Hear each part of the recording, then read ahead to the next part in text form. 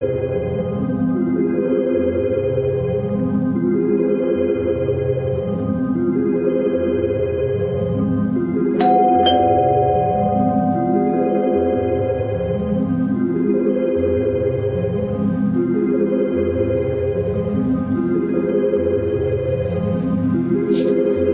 चौहान। जी ma'am आपका parcel. भैया, नहीं चाहिए प्लीज। मैम अगर आपको नहीं चाहिए तो आपने जहाँ से ऑर्डर किया है वहाँ से आप रिटर्न रिक्वेस्ट डाल दीजिए, वापस हो जाएगा। पर यहाँ तो आपको लेना पड़ेगा। ठीक है, दीजिए। मैम हाँ एक गिलास पानी मिलेगा? भैया, आप कहीं और पी लो पानी प्लीज। मैम बहुत ज़ोरों की प्यास लगी है। ठीक है, लाती हूँ।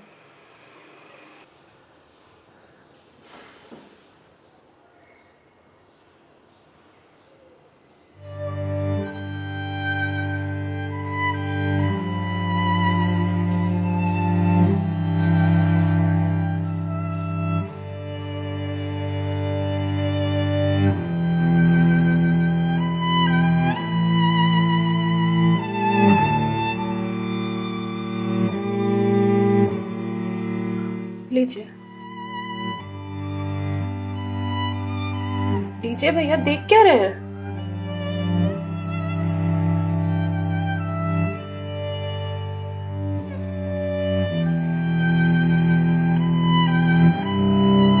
मैम आपको कोई दिक्कत है? मतलब आप किसी परेशानी में हैं? भैया, पानी पीकर ग्लास दीजिए आप। मैम छोटा मुंह बड़ी बात कह रहा हूँ, पर अगर आप किसी परेशानी में हैं तो आप मुझे बता सकती हैं। भैया, आप पानी पीजिए, ज्यादा समाज से भी मत बनिए। मैम दुख बांटने से कम होता है। अच्छा, और आपको किसने कहा कि मैं दुखी हूँ? मैम अगर आप दुखी नहीं हैं तो फिर वो फंदा क्यों लगा रखा है?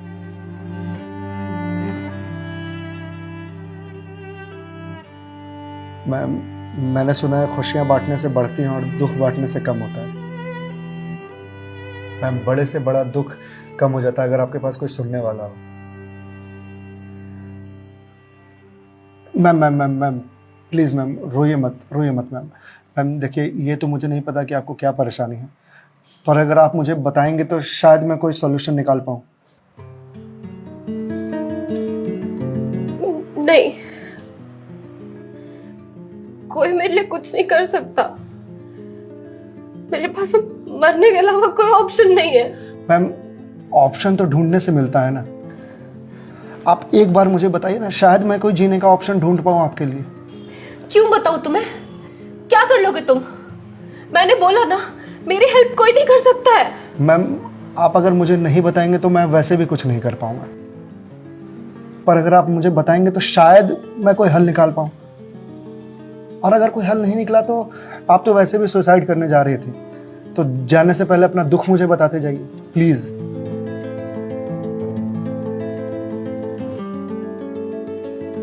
Please ma'am.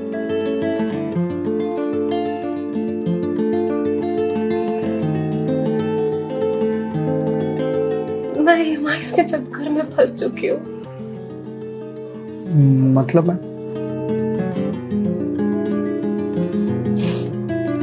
कुछ साल पहले एक कोर्स के लिए मैंने लोन लिया था, फिर उसके कुछ वक्त के बाद एक और लोन, और ये लोन का सिलसिला यूं ही चलता गया। इस महंगाई के जमाने में पैसे की जरूरत तो हर किसी को पड़ती है, मुझे भी थी।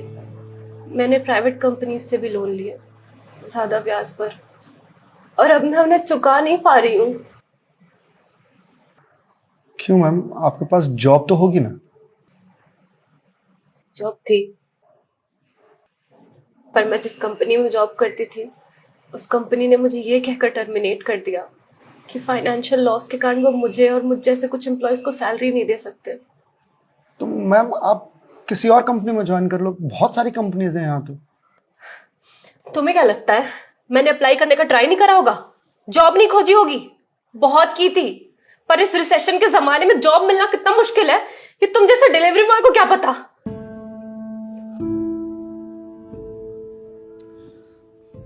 आई एम सॉरी मैम, शायद आप सही कह रही हैं, मुझे इस बारे में कोई जानकारी नहीं। जॉब जाने के बाद मेरे से चीजें हैंडल नहीं हो रही हैं। बैंक से रोज कॉल्स आते ईएमआईज भरने के लिए, और प्राइवेट कंपनी वाले फोन कर कर के धमकियां दे रहे हैं। मैं इस लोन के जंजाल में फंसती चली जा रही हूँ, और अब मेरे पास सुसाइड के अलावा कोई और ऑप्शन नहीं है। मैम, ऑप्शन क्यों नहीं है? आप ये बात अपने घर में बता सकती हैं, अपने पापा को बता सकती हैं। नहीं, मैं ये बात अपने पापा को नहीं बता सकती। क्यों मैम?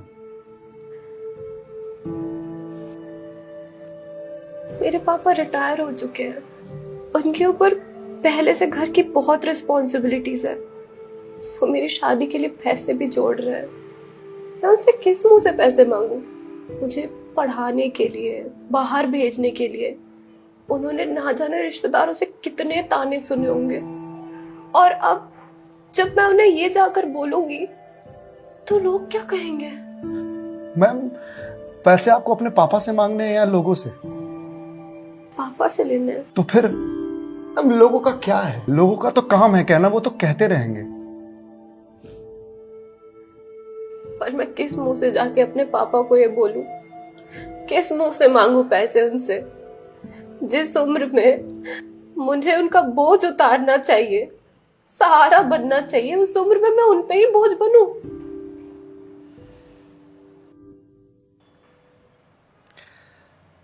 मैम, एक बात बताएंगे आप? बचपन में आपकी सबसे फेवरेट चीज क्या थी? बचपन में मुझे साइकिल का बहुत शौक था। तो मैम, आपको साइकिल किस एज में मिली थी? यही कोई 8 साल की होंगी मैं। तो साइकिल तुरंत मिल गई थी आपको? नहीं, पापा तो मान ही नहीं रहते। बोल रहे थे गिर जाएगी, चोट लगा लेगी। तो फिर कैसे साइकिल मिली? बहुत जिद की थी मैंने, बहुत। खाना पीना सब छोड़ दिया था। तो मैम, साइकिल के लिए जो जिद किया आपने, तो शर्म आई होगी आपको? तो मुझे मुझे क्यों शर्म आएगी? पापा है वो मेरे, उनसे जिद नहीं करूंगी तो किससे जिद करूंगी? तो मैम, जब बचपन में साइकिल के लिए जिद करने में शर्म नहीं आई, तो अब क्यों आ रही है? मैम, अभी आपने कहा कि आपके पापा आपकी शादी के लिए पैसे जोड़ रहे हैं, और आप तो यहाँ सुसाइड कर रही हो। तो वो उन पैसों का क्या करेंगे? या उन्हें ये जानकर बहुत खुशी होगी कि उनकी बेटी ने शादी का बोझ हल्का कर दिया उनके सिर पर से।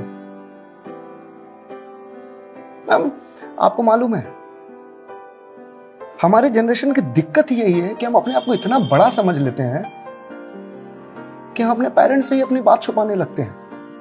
कभी ये कहकर कि पापा मम्मी नहीं समझेंगे, या कभी ये कहकर कि मैं उन्हें परेशान नहीं करना चाहती, या कभी ये कहकर कि हम दोनों की सोच नहीं मिलती है। एक बार आप अपनी दिक्कत अगर अपने पेरेंट्स से शेयर कीजिएगा ना, तो आपको जीवन में फिर कभी सुसाइड करने की जरूरत नहीं पड़ेगी, या मेरे जैसे किसी अनजान से अपनी बात शेयर करने की जरूरत नहीं पड़ेगी। प्लीज मैम, एक बार शेयर करके देखिए। उनसे बेहतर दोस्त इस दुनिया में कोई नहीं हो सकता।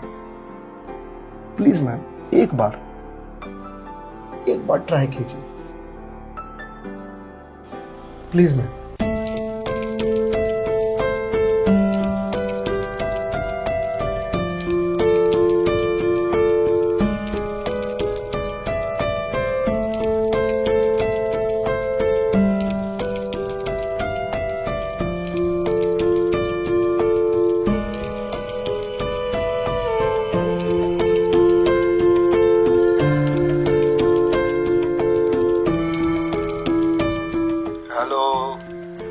हेलो पापा।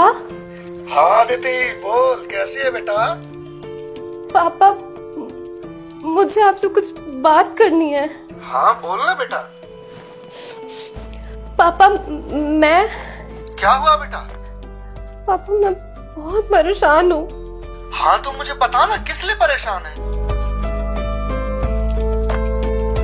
अदिति बेटा, रो क्यों रही है? बता ना, क्या बात है?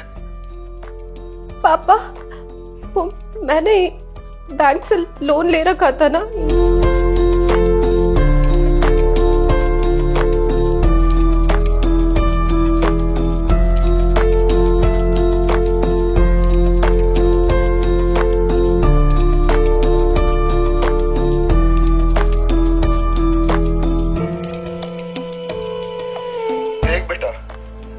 गया सो हो गया, तू चिंता मत कर, मैं हूं ना, अभी तेरा बाप जिंदा है, मैं काम करता हूँ, मैं कल ही तेरे पास आता हूँ, तू बिल्कुल भी चिंता मत कर। हाँ पापा, आप प्लीज आ जाइए। देखा मैं,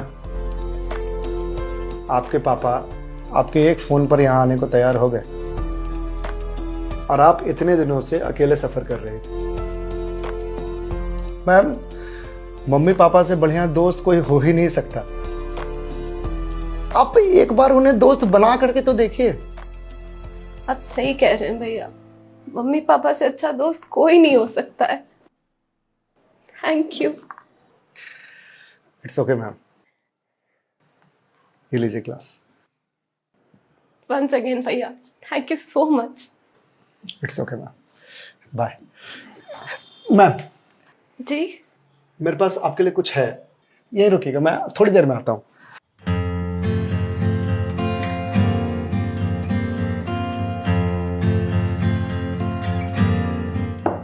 मैम। जी भैया।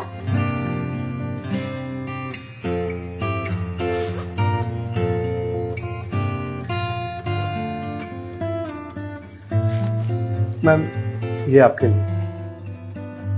भगवत गीता? जी मैम। मैम 2020 का साल मेरे लिए बहुत बुरा था। कोरोना में मेरी जॉब चली गई। पहले के कुछ महीने जो थे वो तो सेविंग्स से निकल गए, लेकिन उसके बाद के कुछ महीने बहुत ज़्यादा टफ था। मेरे ऊपर भी आपकी ही तरह बहुत सारे EMIs थे जो मैं पे नहीं कर पा रहा था, जिस वजह से मैं बहुत परेशान था और सुसाइड करने की सोचने लगा था।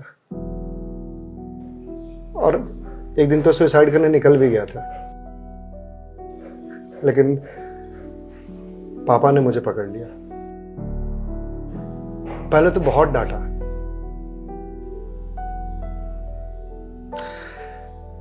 फिर उसके बाद सीने से लगा करके कहा कि तू चिंता क्यों करता है, मैं हूं ना।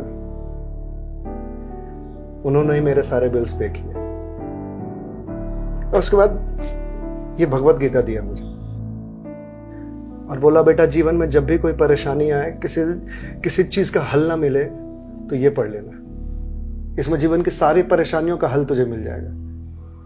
और मैम वो दिन है और आज का दिन है। आज जिस कंपनी से मैं आपको डिलीवरी करने के लिए आया हूं वो मेरी ही कंपनी है। आपकी अपनी कंपनी है? जी मैम। कोरोना के बाद मैंने अपना स्टार्टअप शुरू कर दिया था जॉब जाने के बाद, क्योंकि जॉब मिल ही नहीं रही थी। तो अगर आपकी कंपनी है तो फिर ये डिलीवरीज आप क्यों कर रहे हैं? मैम मुझे अच्छा लगता है अपना काम खुद करना, और शुरुआत तो मैंने अकेले से ही किया था ना। आज भी जब मन करता है तो निकल जाता हूँ डिलीवरी करने के लिए। और देखिए आज तो निकलना मेरा सफल रहा, आपसे मुलाकात हो गई और जो सीख मुझे भगवत गीता से मिली वो मुझे आपको देने का मौका मिला। मैम वैसे तो बहुत सारी बातें हैं इसमें सीखने की, पर जो सबसे अच्छी बात मुझे लगती है वो ये कि जो समय है ना ये कभी एक सा नहीं रहता। आज बुरा समय है तो कल अच्छा समय जरूर आएगा। आज अंधकार है तो कल सवेरा जरूर आएगा। इसलिए कभी भी अच्छे समय में इतराना नहीं चाहिए और बुरे समय में विचलित नहीं होना चाहिए। समय है, कट जाएगा। मैम इस एक थॉट ने मेरी पूरी जिंदगी बदल दी। मैम तो अब आप पढ़िए इसको, देखिए शायद आपको कुछ और मिल जाए, पर मैम जो भी मिले उसे लोगों से शेयर जरूर कीजिएगा, क्योंकि कहते हैं ना ज्ञान बांटने से बढ़ता है। Thank you ma'am.